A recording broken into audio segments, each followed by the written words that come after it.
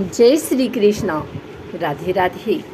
आइए सुनते हैं वट सावित्री व्रत कथा, पूजन विधि एवं महत्व। अखंड सौभाग्य का व्रत वट सावित्री व्रत है।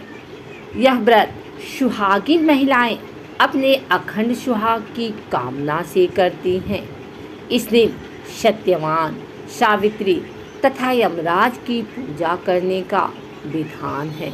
सावित्री ने इसी व्रत के प्रभाव से अपने मृत पति सत्यवान को धर्मराज के पास से मुक्त करवाया था। परंपरा भेद से दक्षिण के राज्यों में वट सावित्री व्रत पूर्णिमा व्रत भी किया जाता है। इस व्रत में वट अर्थात बरगद के वृक्ष की पूजा की जाती है। वट वृक्ष के नीचे सावित्री और सत्यवान तथा भैंसे पर सवार यम की मूर्तियां स्थापित करके उनकी पूजा की जाती है। वट वृक्ष की जड़ में पानी डालते हुए उसके चारों ओर कच्चा सूत लपेटते हुए 3 बार परिक्रमा की जाती है। जल, मौली, रोली, भिगोया हुआ चना, पुष्प तथा धूप से पूजा की जाती है। इसके बाद सत्यवान सावित्री की कथा सुनी जाती है। भीगे हुए चनों का बायना निकालकर उस पर यथाशक्ति रुपए रखकर अपनी सास या सास के समान किसी सुहागन महिला को देकर उनका आशीर्वाद लेते हैं। यह व्रत सुहागिन महिलाएं करती हैं। इसके प्रभाव से अखंड सौभाग्य की प्राप्ति होती है। व्रत के प्रभाव से स्त्री और उसका परिवार सुख समृद्धि से जीवन बिताता है। व्रत के प्रभाव से दाम्पत्य जीवन सुखमय होता है। भौतिक सुखों की प्राप्ति होती है।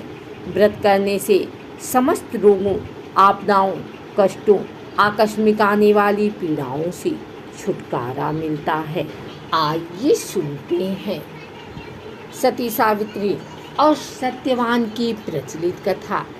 प्रतिवर्ष ज्येष्ठ मास की अमावस्या को उत्तर भारत की सुहागिनों द्वारा तथा ज्येष्ठ मास की पूर्णिमा को दक्षिण भारत की सुहागिन महिलाओं द्वारा वट सावित्री व्रत का पर्व मनाया जाता है।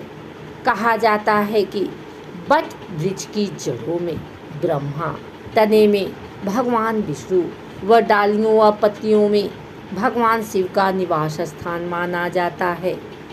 इस व्रत में महिलाएं वट वृक्ष की पूजा करती हैं।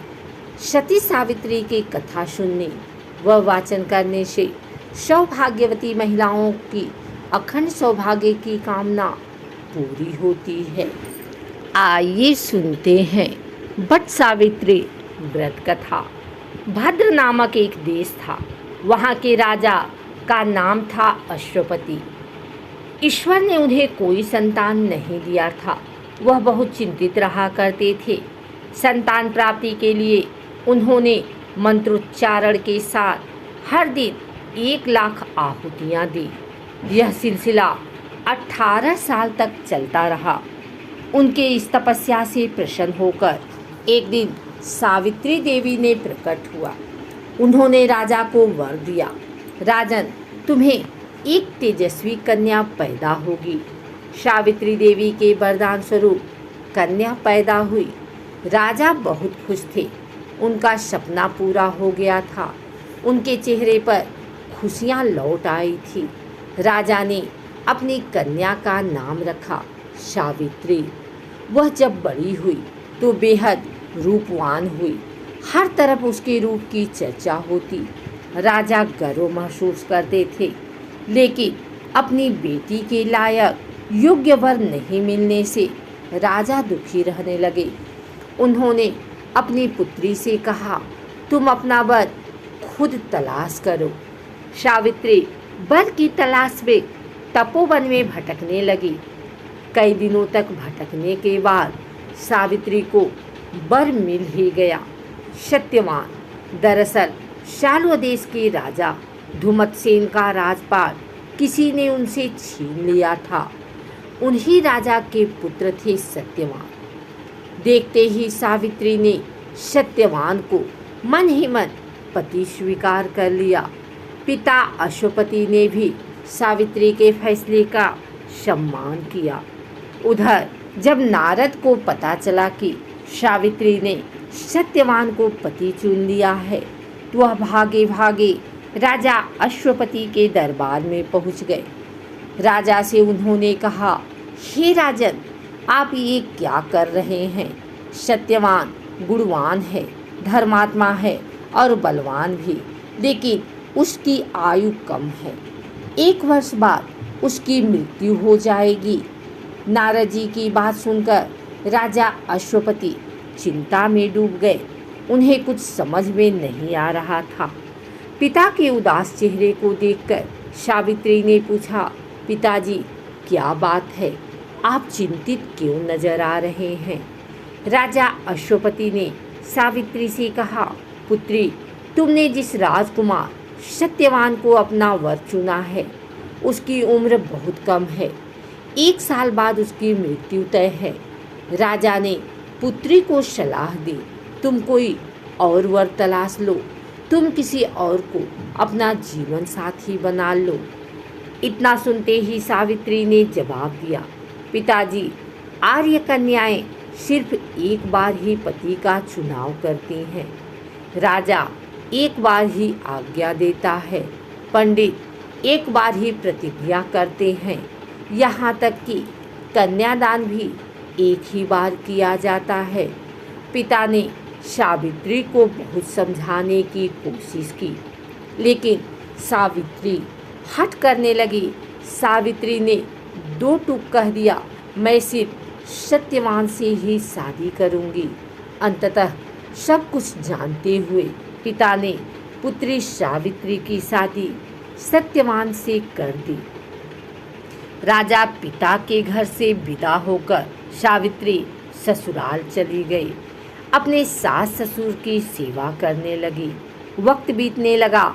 जैसे जैसे मृत्यु के दिन करीब आने लगे, सावित्री की बेचैनी बढ़ने लगी। सावित्री ने 3 दिन पहले ही उपवास प्रारंभ कर दिया।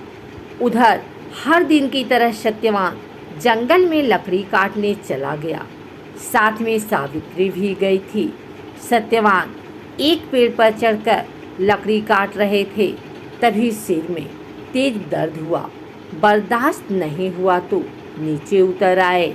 सावित्री अब सब कुछ समझ चुकी थी। सत्यवान का सिर गोद में लेकर वह सहलाने लगी। इसी बीच यमराज आए, सत्यवान को लेकर जाने लगे। सावित्री भी उनके पीछे पीछे चल पड़ी। यमराज ने सावित्री को समझाया कि यह विधि का विधान है, लेकिन सावित्री कुछ भी मानने को तैयार नहीं थी। वह यमराज के पीछे पीछे चलती रही। पति के प्रति इतना प्यार को देखकर यमराज ने कहा, तुम धन्य हो देवी, तुम मुझसे कोई भी वरदान मांग सकती हो। सावित्री ने इस अवसर का लाभ उठाया। पहला वर मांगा कि सास ससुर की आँखों की रोशनी मिल जाए। यमराज ने कहा, रोशनी लौट आएगी, जाओ, अब लौट जाओ। बावजूद सावित्री यमराज का पीछा करती रही। यमराज ने कहा, तुम चले जाओ। सावित्री ने कहा, मुझे अपने पति के पीछे पीछे चलने में कोई दिक्कत नहीं है। पति के पीछे चलना तो मेरा कर्तव्य है। सावित्री की यह बात सुनकर यमराज ने कहा, एक और वर मांग सकती हो। सावित्री ने दूसरा वर मांगा। ससुर का राज्य छिन गया है, उसे पुनः वापस दिला दें। यमराज ने वरदान दे दिया। कहा, अब तुम लौट जाओ। बावजूद सावित्री उनके पीछे पीछे चलती रही। यमराज ने कहा, अच्छा चलो, तीसरा वर मांग लो। सावित्री ने कहा कि मुझे 100 संतान चाहिए। यमराज ने यह वरदान भी दे दिया। बावजूद वह यमराज के पीछे पीछे चलती रही। यमराज ने पुनः टोका, अब तो चली जाओ। सावित्री ने यमराज से कहा, मैं एक पतिव्रता पत्नी हूँ, आपने मुझे पुत्रवती होने का आशीर्वाद दिया है। यमराज समझ गए।